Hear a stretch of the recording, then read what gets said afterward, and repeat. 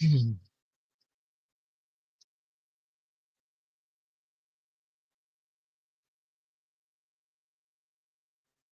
How's it going, guys?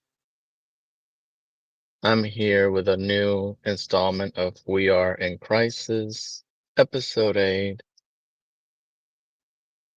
Most of these We Are in Crisis will talk about we'll address serious issues.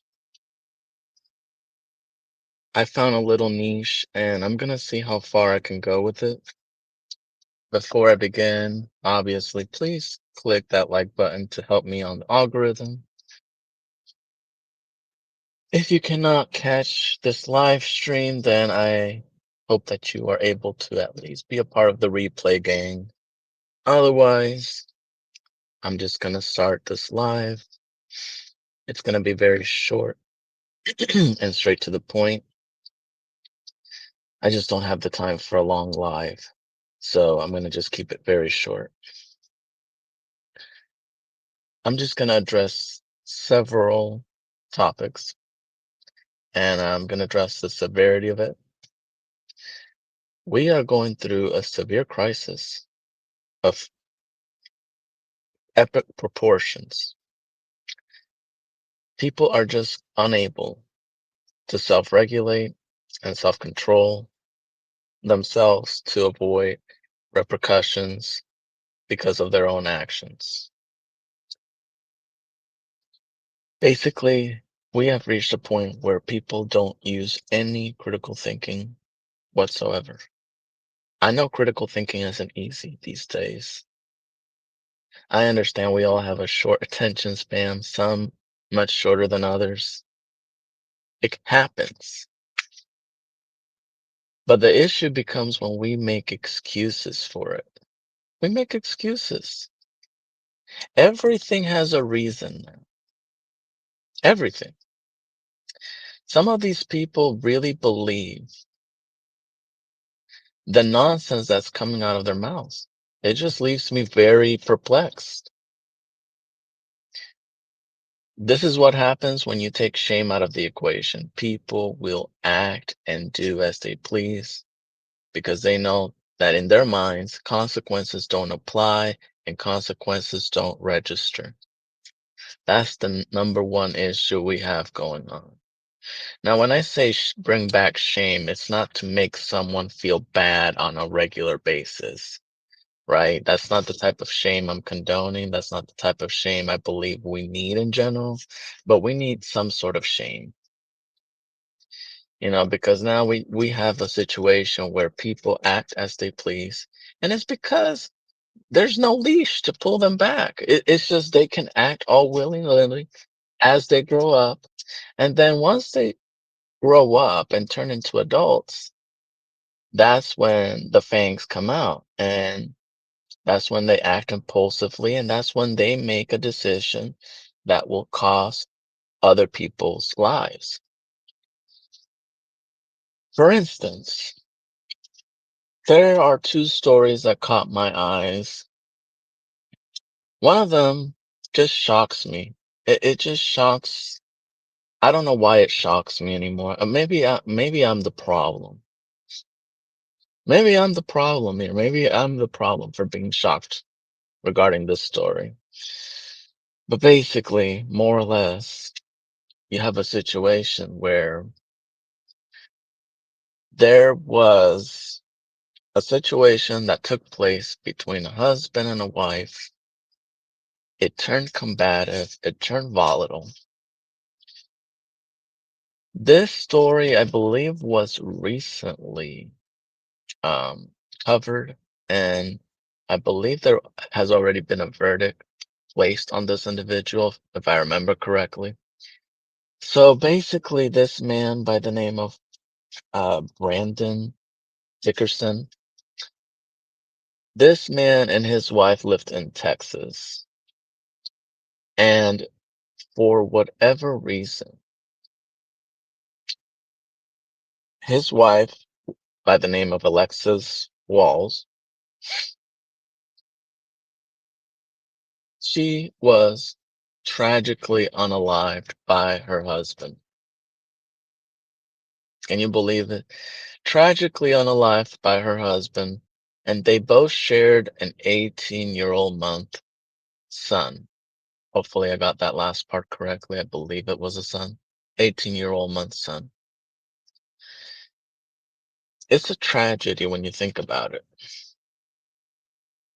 All of this ensued simply because Brandon Dickerson thought that his wife, Alexis Walls, was quote unquote cheating on him.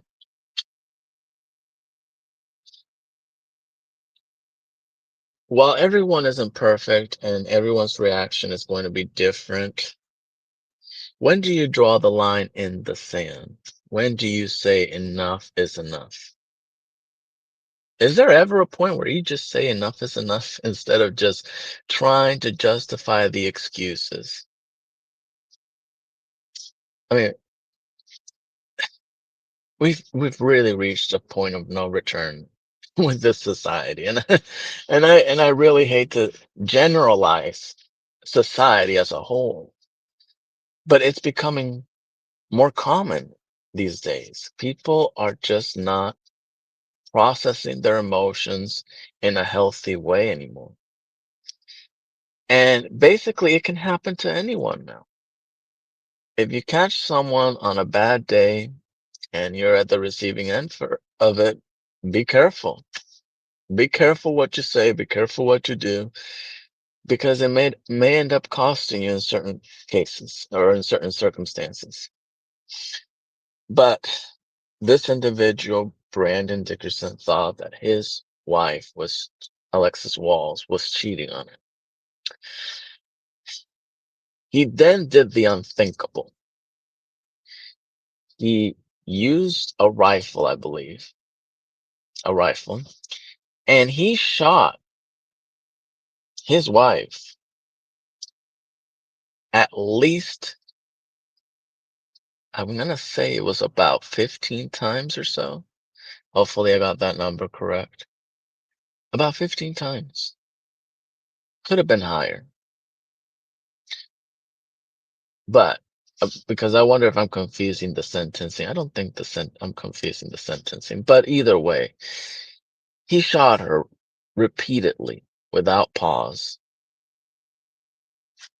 And he did it in front of his 18-year-old month son. Worst case scenario, imagine if he just lost his lid completely and he also shot his son in the process. Luckily, that wasn't the case. His son is alive.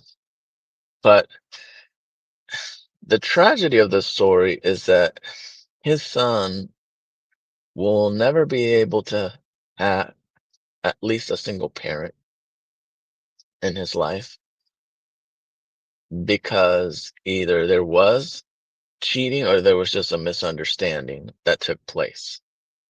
Either or, I don't know exactly what happened because again, this is something he could have made up. He could have said she cheated on him, but in actuality, he either made that as an excuse or he was just projecting his own actions onto her. We don't fully know what took place. He said that she cheated on him. As a result, he shot her at least 15 times or more. It's just ridiculous when you think about it. That's when that's when you really need to take a step back, do an about face and just walk away. Just walk away, close the door behind you. Do not escalate the situation by making it worse, because that's exactly what took place here. He escalated the situation by not walking away. Now, an 18 month old will no longer be able to have either parent in his life. And I just wonder, do these people ever think outside of this self gratification that they feel they're going to get? Do they ever consider, okay, if I get my way and I cost someone's life, Do they ever think about the kids? Do they ever think about anyone else in their life? I always wondered if that is the case. Or they're so driven by impulse they don't see or think about the consequences anymore. Either way, it's unfortunate, but that's what happened. An 18-month-old lost both his parents that day because his father, Brandon Dickerson, thought that his mother, Alexis Walls, was cheating on him. His father was sentenced by Judge Kyle Hathorne, and he was given a maximum sentence of at least 50 years in prison. What a waste of time. I mean, if you even if you found out she was cheating behind your back, your best bet was to walk away. Just don't even entertain a relationship with her. But don't take her away from her son and don't put yourself behind bars because now that kid will no longer have either parent and he'll have to fend for himself. When I read a story like this, it's just, I don't know. I don't know why I'm surprised and I don't know why I get upset. It's just sad across the board because now a child has to grow up with either parent. But that's the story there. Now, this story over here, it really caught my attention because on one hand, you can have a family and lose it all. And then on the other hand, you can have a divided family that creates dysfunction and eventually creates madness. So there was a situation that took place in Canada recently, and you probably have already seen or heard or read the story. But there was a trans individual who I believe was already of age. I believe he was 18 years old by the name of what is it? I don't, well, the, I guess I forgot. Well, either way, the 18-year-old, right? I, I, I don't remember his first name. I'll go with Strang. So Strang, basically what he did was he lost his lid completely. Based on what I read, he started transitioning at the age of 12. So 6 years later, I don't know if he was upset with his identity or if his mental health took a toll for the worse. That part, I don't know for certain. But what I do know is that he ended up losing his marbles, and it ended up costing the lives of his mother, stepbrother, five students, and a teacher. Now, when someone is really at the point of no return, I just always ask myself, why do you have to include other people? Why can't, if you're really at that point, and I don't condone it, right? But if you're at that point where you see nothing else in store for you, and let's just say the light at the end of the tunnel is nowhere to be found in your case, why do you have to include other people in it? That's really what I want to understand. Why can't you just take matters into your own hands and without including other people? If you felt upset with your life for whatever reason, why put other people in that spot where they have to lose their lives because of your own misery? I'm tired of that nonsense. You're sad? Well, look, I'm sorry. We're all sad to an extent. We're all miserable to an extent. I know that I have to carry that with me day in and day out. It's not an emotional baggage I'm proud of carrying with me, but I carry it with me day in and day out. And the last thing I'm thinking about is, well, let me make someone else suffer because of my own misery. And that's exactly what he did. That's exactly what he did. Took a weapon with him, ended up fatally, basically fatally shooting his mother and stepbrother. Then he proceeded to go to the Tumbler Ridge Secondary School, where unfortunately other kids lost their lives. There was at least 5 kids who lost their lives, and there was a teacher who also lost his or her life. I don't know if they stated the gender of the teacher.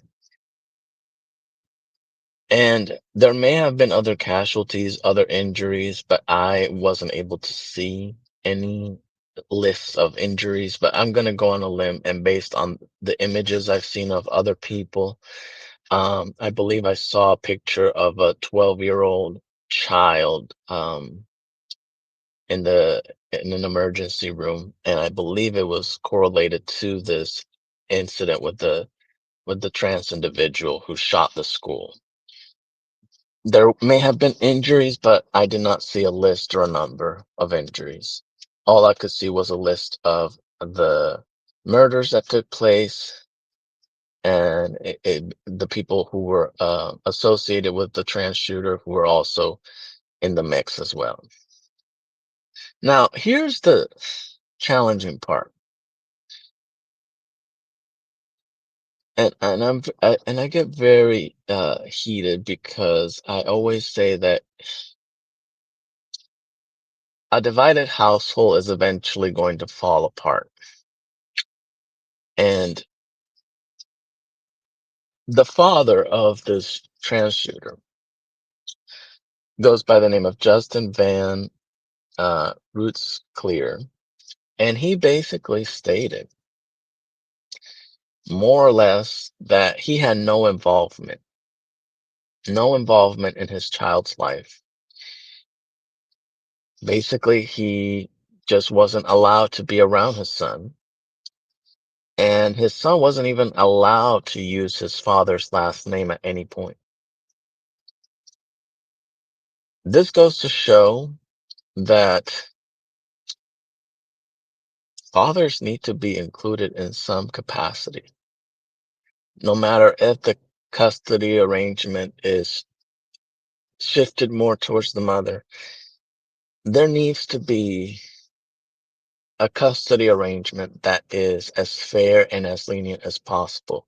Now, if the father chooses not to be in the son's life, that's different. There's not a lot you can do there. Bes besides, maybe pegging him on child support.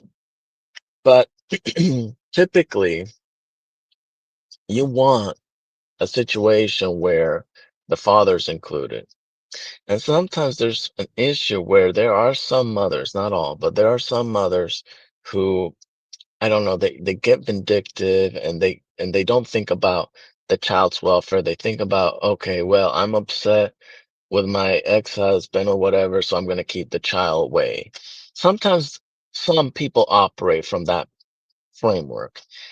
And as a result, this mother lost her life, lost her life tragically, and then her stepson also lost her life as well. It's just a tragedy across the board. This isn't to say, of course, that it's strictly the mother's fault, but at some point, it probably would have been in that child's best interest to have the father included in some capacity, especially given the fact that this child also had issues. Um, and he was taken to a facility under the Canada Act, Mental Act. And, this has been more than one occasion. So this child was struggling with severe mental health issues. And whether it's biological or whether it was just strictly due to his identity, that part we may never fully know or understand completely. But the bottom line is, this is why you need to include the fathers as well. You need to have someone to sort of enforce rules in a way that makes the child understand what needs to be done differently because uh, again, I always say that it's tough because you want to understand a trans individual's perspective, but the reality is it comes with a risk. And the risk is for a trans person, they may feel confident in in their body and their image and whatnot. But the reality is becoming trans, especially at a young age, is a very challenging endeavor because you may not like the final result. You may not actually enjoy the fact that you transition. Some people say that because they had a good experience, that means everyone else will. And that's not always true. That's not always the case. You may enjoy it at first, but then eventually that feeling will sink. Once you realize that the transition itself did not work in your favor and did not give you the results you expected from that journey. Again, there are people who feel happy with their transitioning, but that doesn't mean everyone else will have the same experience. Now, that is something that needs to be discussed in full length and in full detail before making any sort of decisions. Because if you just, essentially jump the gun and make a decision to transition without fully being confident and knowing the ramifications that come with it, and chances are you're going to be upset in the long run, and it's not going to help you with your mental health. Because if you have if you second guess yourself and you feel that's happening to you, that's that's even more of a reason why you shouldn't transition. You should transition once you know, okay, I know the pros and cons, and I'm ready to go ahead with it even if I don't like it. If you've reached that point, then I think you can transition safely. But if you're thinking that transitioning is going to give you a completely different life and it's going to completely change your world, it might at first, but you may not enjoy the full experience because it may not give you what you initially thought was going to give, what life was going to give you eventually by transition. But this is a sad situation. This has been reported as the biggest shooting in 40 years. And yeah, this is a very tragic situation across the board. Uh, People lost their lives unfairly, and this is why I always say that you just can't save some people. And if some people are raised under an environment that just doesn't benefit them, even more so, they are just some people that are just either too far gone or the environment just doesn't suit them anymore. That's when you really need to think about the child or the adolescent that's about to become an adult. That's when you need to think about their welfare. Unfortunately, this kid, after he ended up shooting his mother, his stepbrother, and the students from Tumbler Ridge Secondary School, he ended up fatally shooting himself in the process. So there we go. It's just a tragedy that we really need to address mental health more. We need to start doing everything differently. A pill in the mouth isn't enough. Okay. We might have to bring institutions back. If this is the trajectory we're heading right now, then we might not have any other choice. We have to bring shame, we have to bring mental institutions, and we need to bring class back because people are acting all willy-nilly and they think their actions should bear no consequences. They think because they're sad or upset, that gives them a hall pass to do as they please at the expense of other people who were just innocent bystanders. We've really reached a point of no return, and it's just sad that this type of casualty seems to be happening more and more often than ever before. The mental health has really gone downhill, and we really just need to figure out how we can improve the situation. But that's all I have for now. Thank you guys for tuning in. If you watched the replay, thank you as well. Also, in the meantime, if you can, please give a, give me a like so that I can get back on the algorithm. Otherwise, thank you for watching another installment of We Are in Crisis. You guys have a wonderful day. Bye.